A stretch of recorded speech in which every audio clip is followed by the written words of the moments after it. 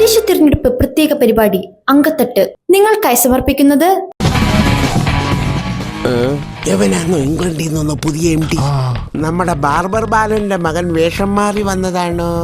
സംശയിക്കണ്ട, ഞാൻ ബാർബർ ബാലന്റെ മകൻ തന്നെ. പക്ഷെ എന്റെ അച്ഛൻ എന്നെ പഠിപ്പിച്ചത് Milwaukee academy. Milwaukee academy, the real mark of English, Kothamangalam. Classes for IELTS, OET, MOH, CGFNS, NCLEX RN and Spoken English. ഞാൻ എന്റെ മകനെയും മിൽവോക്കി അക്കാഡമിയിൽ IELTS ചേർത്തു. മക്കൾ അമേരിക്കയിലാണ്, ആസ്ട്രേലിയയിലാണെന്നൊക്കെ പറയുന്നതിലുമില്ലേ ഒരു സുഖം. Milwaukee academy, Kothamangalam. JJ golden diamonds 2 പതിറ്റാണ്ടിന്റെ പ്രൗഢ പാരമ്പര്യവുമായി മധ്യ കേരളത്തിലെ ഏറ്റവും വലിയ ലൈറ്റ് വെയ്റ്റ് ജ്വല്ലറി, ഏറ്റവും പുതിയ ലൈറ്റ് വെയ്റ്റ് സ്വർണ്ണാഭരണങ്ങളുടെ അതിവിപുലമായ കളക്ഷനുകൾ. 600 രൂപ മുതൽ തുടങ്ങുന്ന കുട്ടിമോതിരങ്ങൾ, 1000 രൂപ മുതൽ മൂക്കുത്തികൾ, 1 ഗ്രാമിൽ തുടങ്ങുന്ന ഡെയിലി വെയർ മാലകൾ, 2500 രൂപ മുതൽ കുട്ടിവളകൾ, 2 ഗ്രാം മുതൽ തുടങ്ങുന്ന സിംഗപ്പൂർ ഡിസൈൻ വളകൾ, 3 ഗ്രാം മുതലുള്ള പാദസരങ്ങൾ, 3 പവനിൽ തുടങ്ങുന്ന വെഡിംഗ് സെറ്റുകൾ, 3500 രൂപ മുതലുള്ള ഡയമണ്ട് ആഭരണങ്ങൾ, 92.5 ഇറ്റാലിയൻ വെള്ളിയാഭരണങ്ങൾ, കൂടാതെ 500 രൂപ മുതൽ തുടങ്ങുന്ന സ്വർണ്ണ സമ്പാദ്യ പദ്ധതിയിലൂടെ പണിക്കൂലിയും പണിക്കുറവുമില്ലാതെ സ്വർണ്ണാഭരണങ്ങൾ സ്വന്തമാക്കുവാനുള്ള അവസരവും. JJ ഗോൾഡ് ഇപ്പോൾ എല്ലാ ഞായറാഴ്ചയും തുറന്നു പ്രവർത്തിക്കുന്നു. ഒപ്പം ജ്വല്ലറിക്ക് പിന്നിലായി അതിവിശാലമായ കാർ പാർക്കിംഗ് സൗകര്യവും ഒരുക്കിയിരിക്കുന്നു.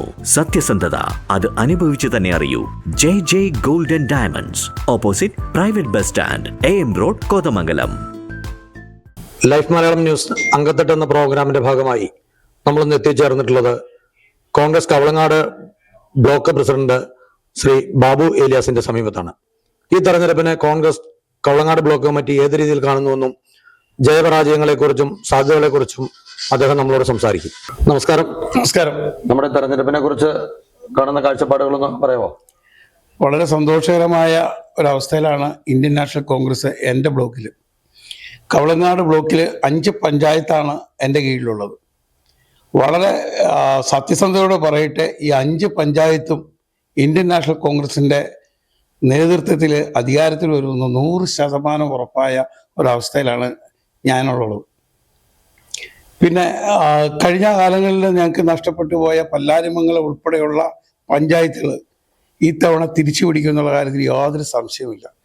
കുട്ടമ്പുഴ ആയാലും, വാരപ്പെട്ടി ആയാലും, കവളങ്ങാടായാലും, കീരമ്പാറ ആയാലും എല്ലാ മേഖലയിലും ഇന്ത്യൻ നാഷണൽ കോൺഗ്രസ് അധികാരത്തിൽ തിരിച്ചു വരും എന്നുള്ളതിൻ്റെ വ്യക്തമായ സൂചനകളുണ്ട്. കാരണം ഇന്നത്തെ ഈ രാഷ്ട്രീയ അന്തരീക്ഷം ഇന്ത്യൻ നാഷണൽ കോൺഗ്രസിനും ഐക്യ ജനാധിപത്യ മുന്നണിക്ക് അനുകൂലമാണ്.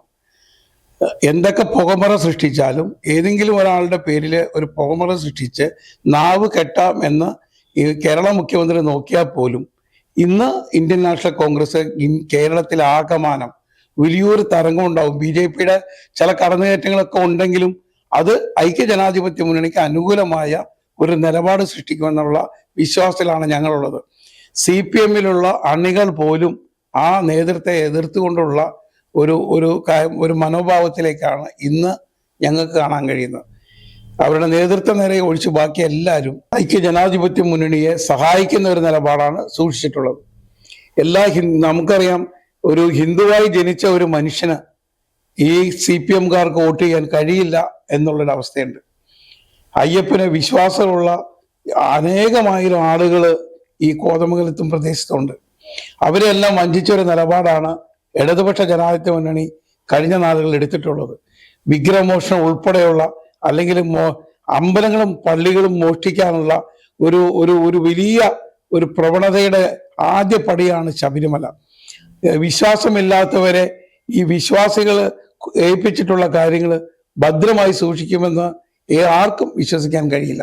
അപ്പൊ എന്തൊക്കെ പുകമറവ് സൃഷ്ടിച്ചാലും അയ്യപ്പന്റെ മുതൽ കട്ടുകൊണ്ടുപോയ ഈ കമ്മ്യൂണിസ്റ്റ് പാർട്ടിയെ കേരളത്തിലും പ്രത്യേകിച്ച് കോതമംഗലത്തുള്ള ഹൈന്ദവരും അതുപോലെ തന്നെ ക്രിസ്ത്യാനികളായാലും മുസ്ലിങ്ങളായാലും വിശ്വാസത്തെ വഞ്ചിക്കുന്നവരെ എതിർത്തിട്ടുള്ള ഒരു പാരമ്പര്യമാണുള്ളത്. ആ പാരമ്പര്യം വെച്ച് ഈ 5 പഞ്ചായത്തും ഇന്ത്യൻ നാഷണൽ കോൺഗ്രസിന്റെ കീഴിൽ അധികാരത്തിൽ വരും. അതിന് ഒരു സംശയവുമില്ല. പ്രത്യേകിച്ച് എനിക്ക് എടുത്തു പറയാനുള്ളത്, മുഴുവൻ സീറ്റ് ജയിച്ചും പല്ലാരിമംഗലം പോലുള്ള സ്ഥലങ്ങൾ വരും. ബ്ലോക്ക് പഞ്ചായത്ത് കഴിഞ്ഞ 5 വർഷം നടപ്പാക്കിയ വളരെ അപൂർവമായ പ്രവർത്തനം നടത്തിയിട്ടുള്ള കോതമംഗലം ആ ബ്ലോക്ക് പഞ്ചായത്ത് വീണ്ടെടുക്കുമെന്ന കാര്യത്തിൽ സംശയമില്ല. ജില്ലാ പഞ്ചായത്തിലായാലും ബ്ലോക്ക് പഞ്ചായത്തിലായാലും വ്യക്തമായ ആധിപത്യം നിലവിൽ ഐക്യ ജനാധിപത്യ മുന്നണി പുലർത്തിക്കഴിഞ്ഞു. അതിന് പിന്നോട്ടില്ല. ഇവിടെ ചെറിയ ചില പ്രശ്നങ്ങളൊക്കെ ഉണ്ടായിരുന്നു. പാർട്ടി ഒരു ജനാധിപത്യ പാർട്ടി ആകുമ്പോൾ ഇന്ത്യൻ നാഷണൽ കോൺഗ്രസിൽ ചില റിബലുകളൊക്കെ ഉണ്ടായിരുന്നു. ഇതെല്ലാം പറയുമ്പോൾ ചോദിക്കട്ടെ, എല്ലാ പഞ്ചായത്തുകളും തിരിച്ചു പിടിക്കുക അല്ലെങ്കിൽ അധികാരത്തിലെത്തുമെന്ന് പറയുമ്പോഴും നമ്മുടെ കുട്ടമ്പുഴ പഞ്ചായത്തിന്റെ ഭാഗമായിട്ടുള്ള വടാട്ടുപാറയിൽ ഏതാണ്ട് 5 വാർഡുകളിലും 3 വാർഡിലും റിബൽ സ്ഥാനാർത്ഥികൾ ഇപ്പോഴും നിലനിൽക്കുന്നതായിട്ട് കാണുന്നുണ്ട്. മറ്റു പല സ്ഥലങ്ങളിലെ അസ്വാരസ്യങ്ങൾ ഇപ്പോഴും തുടരുന്നതായിട്ട് ഞങ്ങൾക്ക് തോന്നുന്നുണ്ട്. ശരിയാണോ അത്? കുറെ ഭാഗത്ത് ശരിയാണ്. പക്ഷെ കഴിഞ്ഞ കാലങ്ങളിലുള്ളതിന്റെ 1% പോലും റിബലുകൾ ഈ തവണ ഇല്ല. വടാട്ടുപാറയിലൊന്നും പാർട്ടിയുടെ ആളുകളല്ലോ നിൽക്കുന്നേ. പാർട്ടിക്കുള്ള അധികാരത്തിലിരിക്കും ഞങ്ങളുടെ ഇന്ത്യൻ നാഷണൽ കോൺഗ്രസിന്റെ ഔദ്യോഗികമായിട്ടുള്ള ആളുകൾ ഒരാൾ പോലും റിബലായിട്ട് അവിടെ വന്നിട്ടില്ല. അല്ലെങ്കിൽ വേറെ ഒരു സ്ഥലത്തും ഒരു ഔദ്യോഗിക സ്ഥാനത്തുള്ള ഒരാൾ പോലും ഇല്ല. പാർട്ടിയിൽ ചിന്തിച്ചു എന്ന് പറഞ്ഞ അയാൾ മത്സരിക്കാൻ നിൽക്കുമ്പോൾ അത് പാർട്ടിക്ക് റിബലാന്ന് ചിന്തിക്കാൻ പറ്റില്ല. അങ്ങനെ നോക്കിയാൽ CPM-ന്റെ എത്രയോ വലിയ നേതാക്കളുടെ റിബലായിട്ട് നിൽക്കണം. ഒരു കാര്യം കൂടി ചോദിച്ചോട്ടെ, ഈ പുതിയ തലമുറയ്ക്ക് വഴിമാറുന്നതിൽ കോൺഗ്രസ് പുറകോട്ട് പോകുന്നുണ്ടോ നമ്മുടെ പ്രദേശങ്ങളിൽ? എന്ന് പറഞ്ഞാൽ കുറെ അധികം കാലങ്ങളിൽ മെമ്പർമാരായിട്ടോ സ്ഥാനങ്ങളിൽ ഇരിക്കുന്നവർ തന്നെ വീണ്ടും തുടരണമെന്നുള്ള നിർബന്ധ ബുദ്ധിയോടെ പെരുമാറുന്നതായിട്ട് തോന്നുന്നുണ്ടോ? കേരള പ്രദേശ് കോൺഗ്രസ് കമ്മിറ്റി ഈ തെരഞ്ഞെടുപ്പിന് വളരെ വ്യക്തമായ ഒരു സർക്കുലർ അറിയിച്ചിരുന്നു. യുവാക്കളും പരിചയസമ്പന്നരും വിശ്വാസമുള്ളവരെയും ആ വാർഡ് കമ്മിറ്റിയിൽ നിന്ന് തിരഞ്ഞെടുക്കുന്നവരെ വേണം സ്ഥാനാർത്ഥിയാക്കാനെന്ന്. അപ്പൊ 1, 2, 3 പേരൊക്കെ ആ വിശ്വാസം അവർക്ക് അവിടെ മത്സരിക്കാൻ താല്പര്യമുള്ളവർ വന്നിട്ടുണ്ടാവും. പക്ഷെ ഐക്യകണ്ഠനമാണ് 99 സ്ഥലത്തും ഞങ്ങൾ സ്ഥാനാർത്ഥിയെ പ്രഖ്യാപിച്ചിട്ടുള്ളത്. അതിൻ്റെ അകത്ത് ബഹുഭൂരിപക്ഷം നിങ്ങൾ പോസ്റ്റ് എടുത്ത് നോക്ക്, നിങ്ങൾ അല്ലെങ്കിൽ ഇതൊന്നും ആളുകളെ പഠിക്ക്. എൻ്റെ കീഴിലുള്ള ആ 79 വാർഡുകളില് 70 വാർഡുകളിലും 50 വയസ്സിൽ താഴെയുള്ള ആളുകളാണ് മത്സരരംഗത്തുള്ളത്. പ്രത്യേകിച്ച് സ്ത്രീജനങ്ങള്, എത്രയോ സ്ത്രീജനങ്ങൾ വളരെ ആത്മാർത്ഥമായി ഈ രംഗത്തേക്ക് വന്നിരിക്കുന്നു. വളരെ സാധാരണമായ കാര്യമാണ്. ഇനിയുള്ള തലമുറ ആ യൗവനക്കാരുടെ മാറിക്കൊടുക്കണം.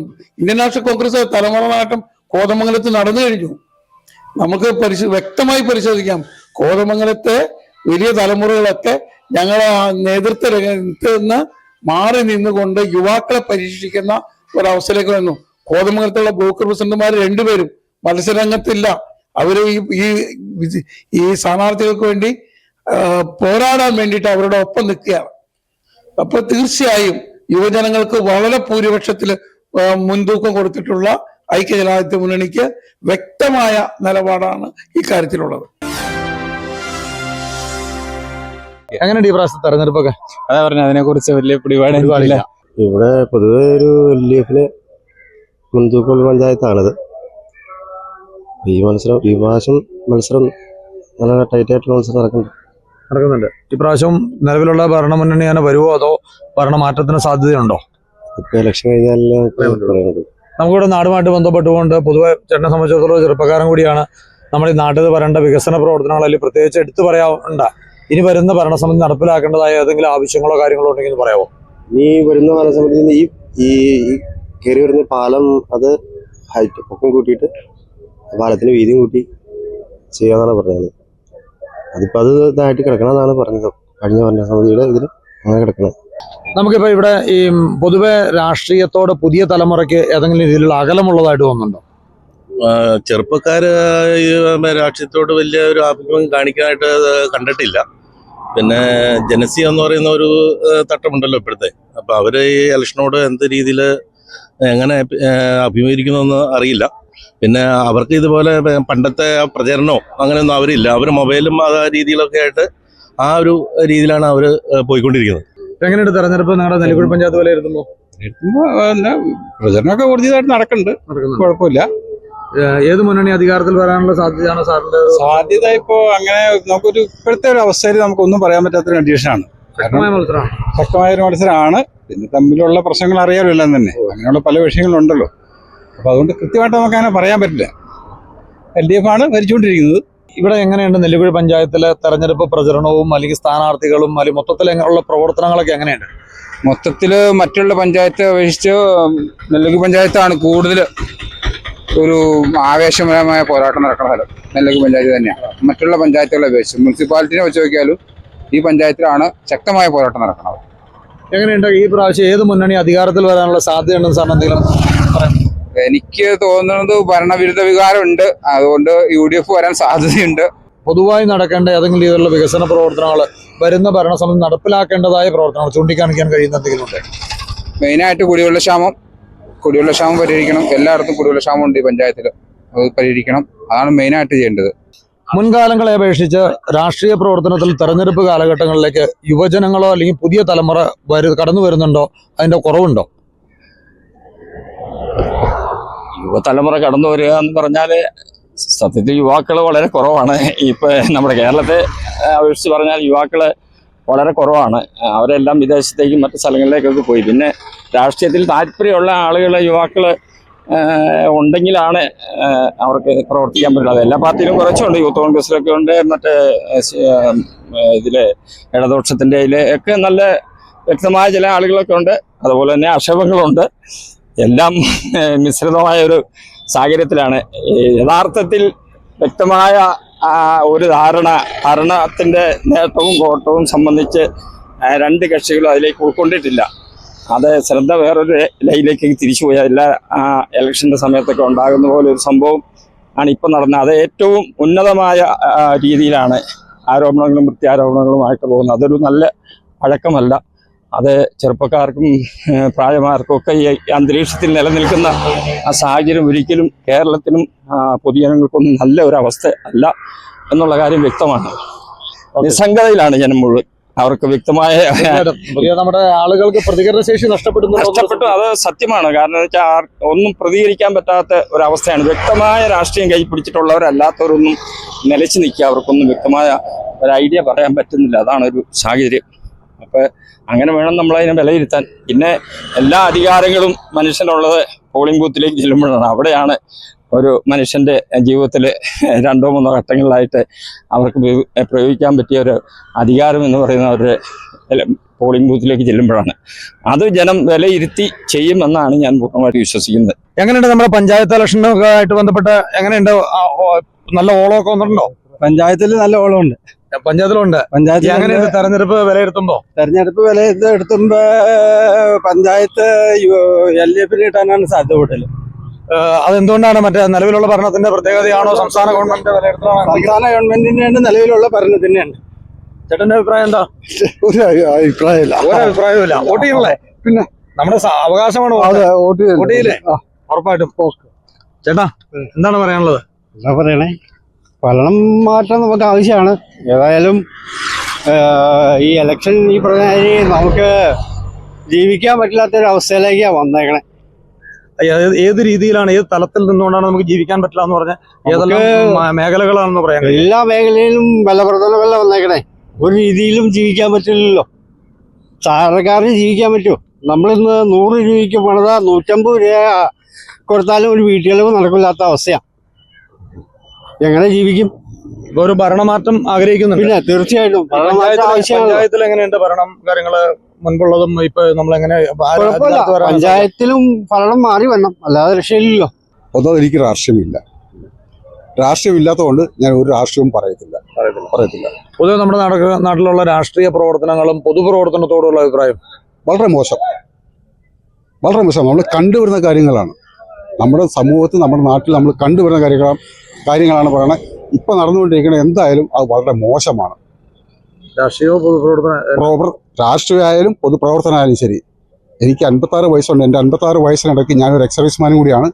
ഇത്രയും കണ്ടറിയിച്ച് ഏറ്റവും വൃത്തികെട്ടൊരു ഭരണം, വരും തലമുറയ്ക്ക് പോലും മുമ്പോട്ട് ജീവിക്കാൻ മേലാത്തൊരു. കാരണം മറ്റുള്ള എല്ലാം പോയിക്കട്ടെ, ഡിഗ്രി എടുത്ത് ഡിപ്ലോമ എടുത്ത് എല്ലാം കയറി വന്നിട്ട് അവർക്ക് ഒരു ചെറുപ്പക്കാർക്ക്, വരും തലമുറയ്ക്ക് ഒരു തൊഴിലവസരം പോലും സൃഷ്ടിക്കാത്ത ഈ ഗവൺമെന്റിനോട് പുച്ഛമാണ്. JJ ഗോൾഡൻ ഡയമണ്ട്സ് 2 പതിറ്റാണ്ടിന്റെ പ്രൗഢ പാരമ്പര്യവുമായി മധ്യ കേരളത്തിലെ ഏറ്റവും വലിയ ലൈറ്റ് വെയ്റ്റ് ജ്വല്ലറി. ഏറ്റവും പുതിയ ലൈറ്റ് വെയ്റ്റ് സ്വർണ്ണാഭരണങ്ങളുടെ അതിവിപുലമായ കളക്ഷനുകൾ. 600 രൂപ മുതൽ തുടങ്ങുന്ന കുട്ടിമോതിരങ്ങൾ, 1000 രൂപ മുതൽ മൂക്കുത്തികൾ, 1 ഗ്രാമിൽ തുടങ്ങുന്ന ഡെയിലി വെയർ മാലകൾ, 2500 രൂപ മുതൽ കുട്ടിവളകൾ, 2 ഗ്രാം മുതൽ തുടങ്ങുന്ന സിംഗപ്പൂർ ഡിസൈൻ വളകൾ, 3 ഗ്രാം മുതലുള്ള പാദസരങ്ങൾ, 3 പവനിൽ തുടങ്ങുന്ന വെഡിംഗ് സെറ്റുകൾ, 3500 രൂപ മുതലുള്ള ഡയമണ്ട് ആഭരണങ്ങൾ, 92.5 ഇറ്റാലിയൻ വെള്ളിയാഭരണങ്ങൾ. കൂടാതെ 500 രൂപ മുതൽ തുടങ്ങുന്ന സ്വർണ്ണ സമ്പാദ്യ പദ്ധതിയിലൂടെ പണിക്കൂലിയും പണിക്കുറവുമില്ലാതെ സ്വർണ്ണാഭരണങ്ങൾ സ്വന്തമാക്കുവാനുള്ള അവസരവും. ജെ ഗോൾഡ് ഇപ്പോൾ എല്ലാ ഞായറാഴ്ചയും തുറന്നു പ്രവർത്തിക്കുന്നു. ഒപ്പം ജ്വല്ലറിക്ക് പിന്നിലായി അതിവിശാലമായ കാർ പാർക്കിംഗ് സൗകര്യവും ഒരുക്കിയിരിക്കുന്നു. സത്യസന്ധത അത് അനുഭവിച്ചു തന്നെ അറിയൂ. J gold and diamonds, opposite private bus stand, AM road, Kothamangalam. എവനാണോ ഇംഗ്ലണ്ടിൽ നിന്നൊന്ന് പുതിയ MD? നമ്മുടെ ബാർബർ ബാലന്റെ മകൻ വേഷം മാറി വന്നതാണോ? സംശയിക്കണ്ട, ഞാൻ ബാർബർ ബാലന്റെ മകൻ തന്നെ. പക്ഷെ എന്റെ അച്ഛൻ എന്നെ പഠിപ്പിച്ചത് Milwaukee academy.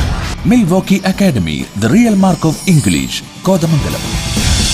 Classes for IELTS, OET, MOH, CGFNS, NCLEX RN and Spoken English. ഞാൻ എന്റെ മകനെയും മിൽവോക്കി അക്കാഡമിയിൽ IELTS ചേർത്തു. മക്കൾ അമേരിക്കയിലാണ്, ആസ്ട്രേലിയയിലാണെന്നൊക്കെ പറയുന്നതിലുമില്ലേ ഒരു സുഖം. Milwaukee academy, Kothamangalam.